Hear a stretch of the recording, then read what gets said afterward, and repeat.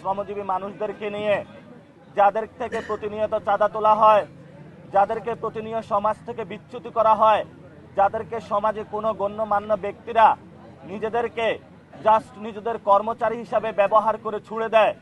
আল্লাহ, তারা তো মানুষ। যখন নামাজে আমরা একসাথ হই, আমাদের মধ্যে কে শ্রমিক, কে মজুর, কে বড়লোক, কে প্রধানমন্ত্রী, কে মন্ত্রী, সেটার কোনো বেদাই থাকে না।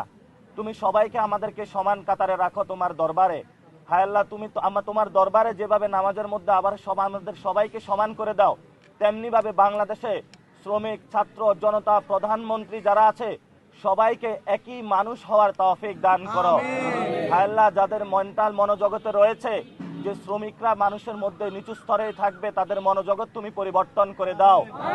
হায় আল্লাহ, যারা এই ক্ষমতায় গিয়েছে তারা যাতে একটি শ্রমিক বান্ধব দেশ করতে পারে সেই তৌফিক আমাদেরকে দান করো।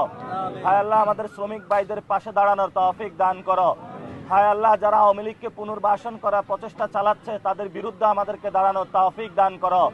হায় আল্লাহ, বিএনপি যদি যারা আমাদের ভাইদেরকে খুন করেছে তাদের যদি পুনর্বাসনের প্রচেষ্টা চালায়, তাহলে বিএনপি নামক যে দলটা রয়েছে তাদের বিচারের দায়ভার তুমি তোমার হাতে তুলে নাও। হায় আল্লাহ, যারা সংস্কারকে ভণ্ডুল করার প্রচেষ্টা চালাচ্ছে তাদেরকে তোমার প্ল্যান দিয়ে তাদেরকে ভণ্ডুল করে দাও তুমি। হায় আল্লাহ, যারা স্বরাষ্ট্রমন্ত্রী বর্তমানে হয়েছে শিলং ফেরত একজন নেতা, হায় আল্লাহ, তুমি তাকে তৌফিক দাও যাতে উনি শহীদ উসমান হাদি ভাইয়ের হত্যাকাণ্ডের বিচারটা বাংলাদেশের মাটিতে করতে পারে।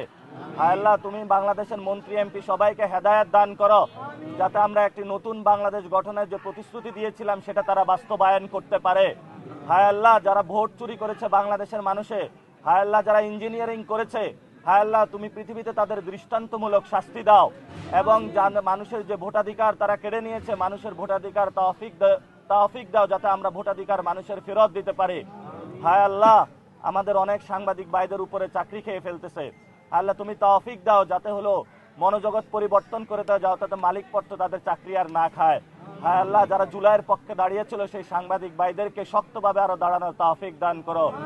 রব্বানা তাকাব্বাল মিন্না ইন্নাকা আনতাস সামিউল আলিম ওয়া তুব আলাইনা ইন্নাকা আনতাত তাওয়াবির রহিম বিরহমাতিকা ইয়া আরহামার রাহিমিন।